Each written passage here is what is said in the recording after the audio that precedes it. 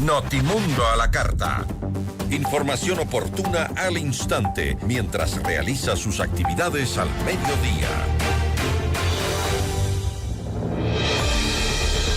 El gobierno ha anunciado que la central hidroeléctrica Coca-Cola Sinclair ya opera a toda su capacidad, produciendo 1.500 megavatios, y con ello anuncia que no habrá apagones y que incluso podría exportar Ecuador energía. Nuestra entrevista de hoy en Notimundo a la carta. Estamos en contacto en este momento con Sebastián Rivadeneira, experto energético, también ex funcionario de SELEC, para hablar sobre la situación eléctrica en nuestro país. Las termoeléctricas, qué es lo que ocurre con las barcazas, qué es lo que ocurre ahora que se ha hecho este anuncio de Coca-Cola Sinclair, habrá o no apagones, y también la situación de los contratos, los fallidos contratos en varias empresas. Sebastián, gracias por estar con nosotros. Bienvenido. Muy buenas tardes, Fausto, y muchas gracias por la invitación. Para hacer un paso general sobre la situación eléctrica de nuestro país, hoy se ha anunciado la operación de Coca-Cola Sinclair a su máxima potencia, 1.500 megavatios. No obstante, esto no es algo que podrá ser necesariamente permanente, pero nos alivia frente a lo que se había advertido podrían ser apagones. Bueno, hay que ver de una manera amplia las buenas y las malas noticias. Pienso que las buenas siempre va a ser cuando ingresan unidades de generación para la operación, y de cierta manera pues eso ya brinda garantías de estabilidad al sistema. Sin embargo, los mantenimientos de las centrales hidroeléctricas se los tiene que hacer en la época de sequía, en la época de estiaje, y tener operativas las centrales de generación cuando hay lluvia. De igual manera, cuando hubo las lluvias y cuando hubo altos caudales, más bien ahí tenía que haber estado todas las tareas enfocadas a la recuperación y el mantenimiento rutinario, preventivo y correctivo de las centrales térmicas. Entonces, este mantenimiento que se hizo con una de las etapas de Coca-Cola Sinclair responde pues a lo que no se hizo cuando hubo la sequía y los apagones el año anterior. Que no nos llame la atención, y no es lo correcto hacer mantenimientos cuando hay lluvias. Por ejemplo, el túnel de carga de presión de la central de Minas San Francisco todavía continúan las filtraciones, no se ha detenido la producción de esa central, se debe detener y se debe de intervenir precisamente en estos meses en donde pues no va a haber agua en el río. Entonces, estas condiciones se tienen que analizar antes de que ocurra algún desastre. Entonces, hay cosas muy buenas, como es el ingreso de Coca-Cola Sinclair. Es algo parecido como que a un paciente el médico le da el alta hospitalaria y pues tiene que ingresar a operar.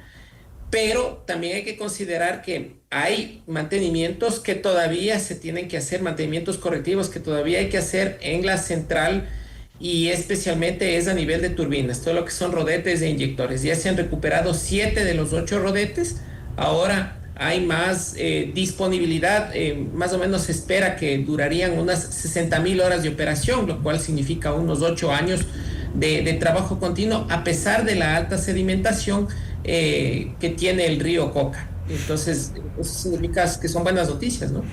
Son buenas noticias, no obstante hay otro tema que genera preocupación, no de ahora, de hace varios años, y es la famosa erosión regresiva. Esto que es una constante amenaza para el área de captación de aguas de Coca-Cola Sinclair, y sobre lo cual se han hecho algunos anuncios históricamente, algunos proyectos incluso para supuestamente detener el avance de la erosión, algo que no ha ocurrido lamentablemente. La naturaleza es así y el riesgo se mantiene entonces. Allí hay tareas pendientes, y pienso que sí hay una deuda por parte de la Contraloría, porque cuando se hacen los análisis de todo el dinero que se ha invertido, no solamente se tiene que enfocar en la parte administrativa y contractual. La Contraloría de cierta manera sí debe realizar pericias técnicas para ver qué tan eficiente fue ese dinero invertido y que el río se lo fue llevando. Y una cosa que no escucho todavía, especialmente aquí tienen que intervenir mucho los geólogos y los ingenieros civiles, es las perforaciones que tienen que hacerse en el lecho rocoso sobre el cual está asentado la captación específicamente. Porque hay otras zonas del río Coca en este lecho rocoso en Misaguayí que son bastante inestables. Entonces, Primero hay que hacer una comparativa de los estudios que fueron realizados hace 20 años, en los cuales se gastaron más de 5 o 6 millones de dólares solamente en perforaciones, en estudio de sísmica, y eso compararlo con las perforaciones y los estudios que actualmente debieron haberse realizado, para saber primero qué tan eficiente fueron las obras de contención, qué tanto se logró detener o contener, y en verdad determinar cuál es el riesgo sobre, en este caso, sobre un posible colapso como tal de la... O sobre un posible avance de la erosión. Exactamente, o sea, pero eso ya lo vamos discutiendo casi unos 6 años desde que hubo el colapso de la cascada de San Rafael, y todavía no se han tomado ya las decisiones definitivas de si hacer una nueva captación, trasladarla, salvar la que está, hacer una ampliación de los desarenadores, o sea, pero algo tiene que hacerse, y que no solamente sean medidas tibias. Entonces, claro, hay noticias buenas y noticias malas, y cuando se les dice las noticias malas, ahí es cuando lamentablemente se ponen bravos. Y a propósito de estas noticias, yo creo que es importante centrarnos nuevamente en cuanto a la generación eléctrica en nuestro país. Había preocupación constante sobre el mantenimiento de parque termoeléctrico, y esto era uno de los pendientes que durante muchos años se dejó pasar, y eso fue lo que nos llevó también evidentemente a los apagones. Hoy por hoy, ¿el mantenimiento se ha cumplido con el resto de las centrales térmicas?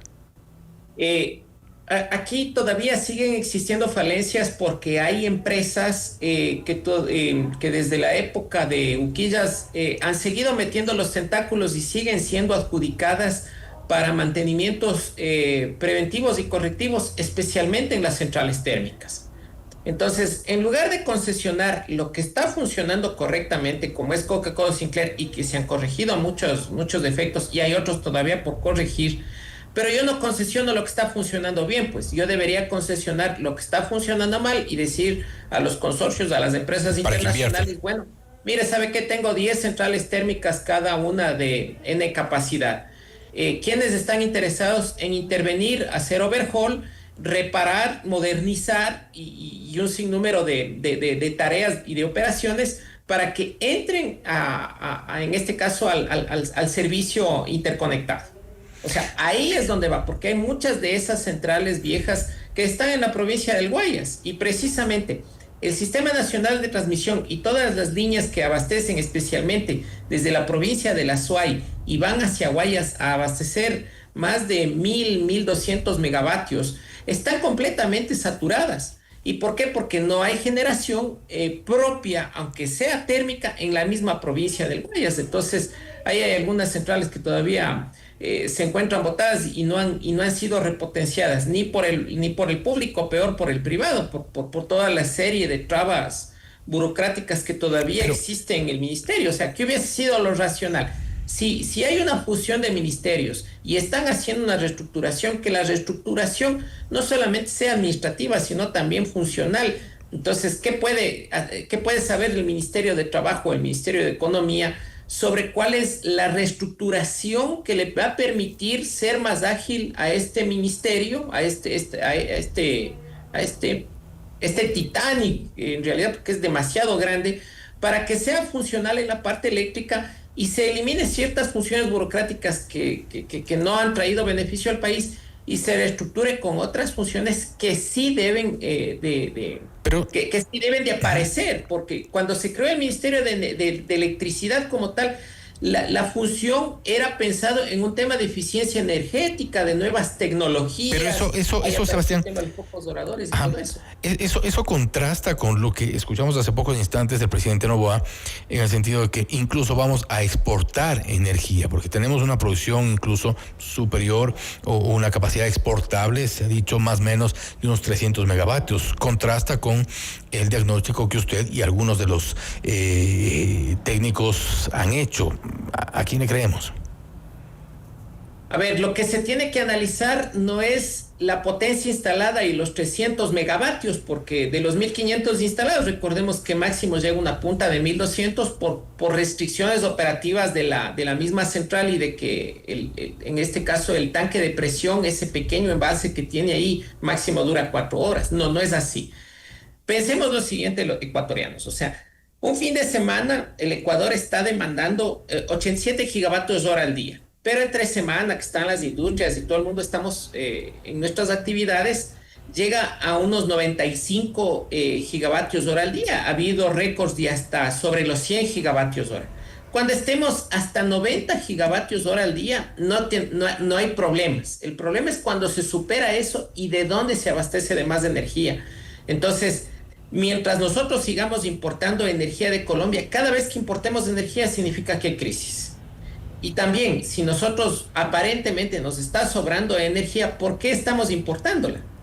Y otra cosa también, si nos sobra energía, ¿usted cree que Colombia nos va a comprar cuando ellos más bien en este momento están perfectamente bien con su parque hidroeléctrico? Entonces, o sea, este tema de las exportaciones e importaciones, cuando hay una estabilidad en ambos países, prácticamente son mínimas. O sea, ni siquiera llegan al 0.5% de lo que consume. Nosotros, o sea, eléctricamente para Colombia apenas somos una provincia más del sur. Pero en cambio nosotros sí tenemos todavía esa vulnerabilidad. Entonces, claro, yo entiendo que el presidente trata de dar buenas noticias con lo que le informa, pero también hay que informarle bien al presidente para que no diga esto de que vamos a exportar 300 megavatios. Eso no se va a ver. Más bien vamos a necesitar cada megavatio para evitar el tema de los apagones, que felizmente las condiciones meteorológicas han favorecido mucho. O sea, y no solamente se tiene que fijar que si en el año anterior máximo se llegaba en las épocas más difíciles a unos 15 metros cúbicos por segundo, ahora estamos en los 100. Y si Masar consume 140, pero más todos esos más de 30 millones de hectómetros de capacidad, entonces, o sea, tenemos la suficiente reserva energética, pero eso no significa que vayamos a exportar y todo eso, no es así, o sea. Veremos qué ocurre.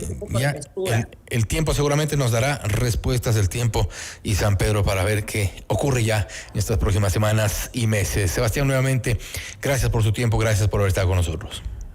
Gracias, Fausto, y bueno, que sea la oportunidad también para que no solo se mire a la parte de generación, sino también a la parte de transmisión, porque tenemos aproximadamente el 46% de los transformadores de potencia que están ya sobre el 80% de su capacidad, y tenemos más del 30% de las líneas de transmisión que también ya están con el 80% de sobrecarga. Entonces, siempre va a haber estos problemas de estar jugando al filo de la navaja, y ya no solamente se tienen que anunciar las obras de generación, sino también transmisión. Es decir, por cada central que se pretenda hacer, por lo menos tiene que haber ahí su línea de transmisión a doble circuito, 100 kilómetros.